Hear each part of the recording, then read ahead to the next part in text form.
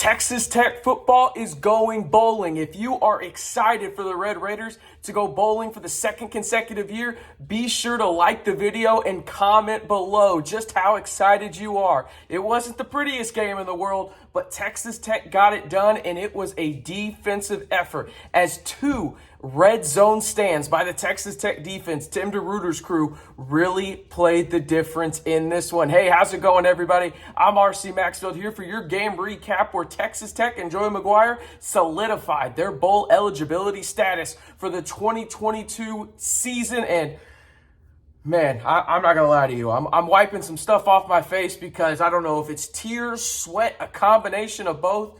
But man, it was a stressful game to watch if you're a Red Raider where not a lot of things went right offensively. Let's just be real. It was 14-10, but your defense had the best performance since I can honestly remember a defense for Texas Tech having, and Joey McGuire picks up his first road victory as the Texas Tech head coach. All right, let's get down to the nitty-gritty on this one and the box score. Tyler Shuck was 15 for 21, threw for 141 yards and a touchdown pass where Baylor Cupp just absolutely mossed an Iowa State defender. Texas Tech didn't run the ball very well tonight, but they did when they needed to. 38 carries for 105 yards, add an extra 18 if you take away the sacks. If you strictly look at the team stats for this game, there is absolutely zero, and I mean zero reason that the Red Raiders should win this football game. They got outgained in total yards, 422 to 246. The real difference in this one was two missed field goals from Iowa State, but more importantly, the Texas Tech Red Raider red zone defense. They had two stops within the 5 of their own side of the football field. Josiah Pierre with a great stop and a bunch of dudes on the second one. Just absolutely stifling the offense for the Cyclones in this one. And I'll be honest with you, those were the two drives that really felt like, all right, Texas Tech is going to conquer a lot of demons tonight. The Red Raiders came out with their best player on this entire roster, and Tyree Wilson, who probably won't play against Oklahoma, but you got a Gatorade in there, the true freshman, the only true freshman on this team that has burned his red shirt so far this season, and he played lights out, but there was a star was born kind of moment for the Red Raider defense when Josiah Pierre stopped Nolan, the running back for Iowa State, on 4th and 1, and the Red Raiders did not look back from there as they went down and scored on the next possession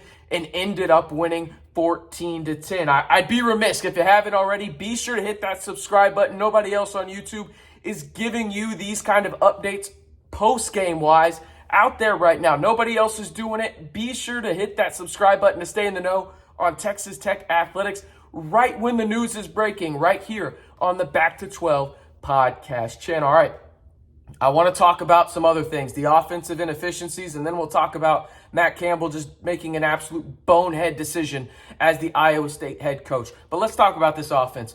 It wasn't great tonight by any stretch of the imagination. I read the numbers. This was a defensive win for the Red Raiders. But the offense, it's just, I think it is what it is at this point, right? Like, we're 11 games in. You got 2 games left now, including the bye.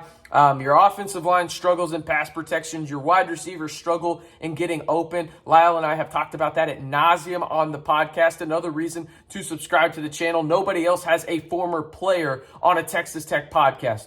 Nobody. Lyle's the only one doing it, and he gives you unique insights. And he's talked about the wide receivers a lot this year, saying they're not very good at creating separation, and they struggle on the outside to really use their frame sometime, and really they just lack over-the-top speed.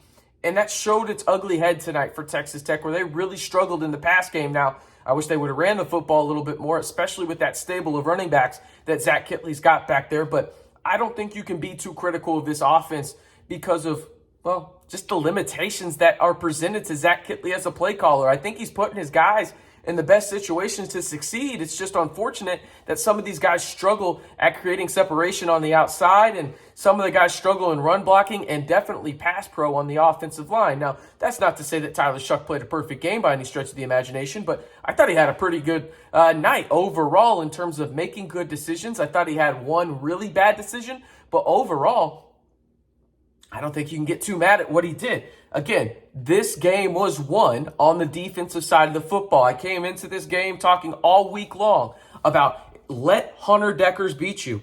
And the crazy part is, Hunter Dekkers actually wasn't too bad tonight, the Iowa State quarterback. He was 23 for 35, 294 yards, and a touchdown. They didn't really run the ball that well, the Cyclones didn't. Ran for 43 times and 128 yards, no touchdowns.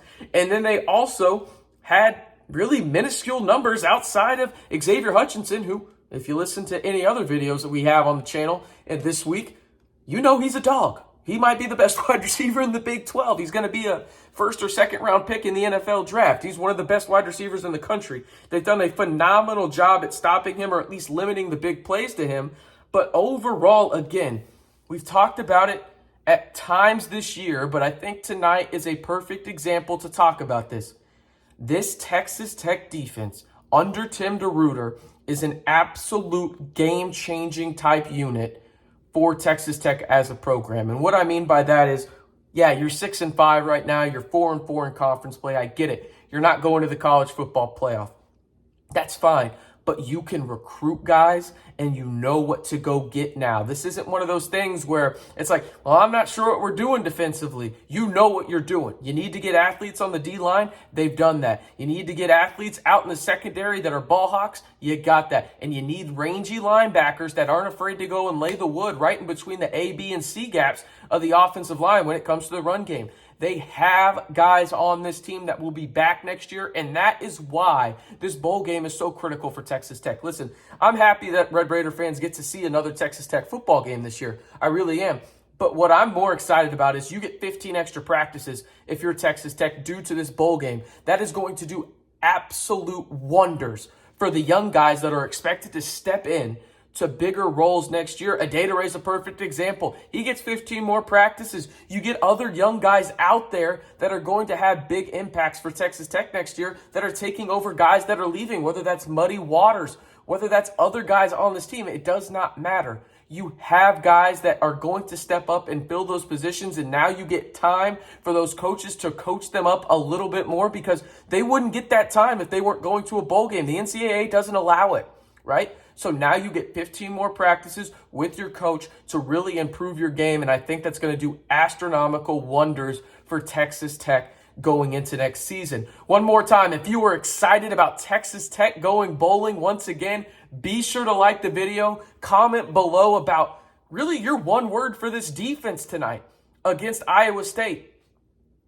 I mean, electrifying, otherworldly. I don't know. You decide. I just am flabbergasted in the best way possible about how this defense won this game tonight and really just took a lot of demons away from this program up in Ames and got Joey McGuire his first road win as head coach of Texas Tech. But more importantly, once again, the Red Raiders are 6-5, and that means they're going bowling.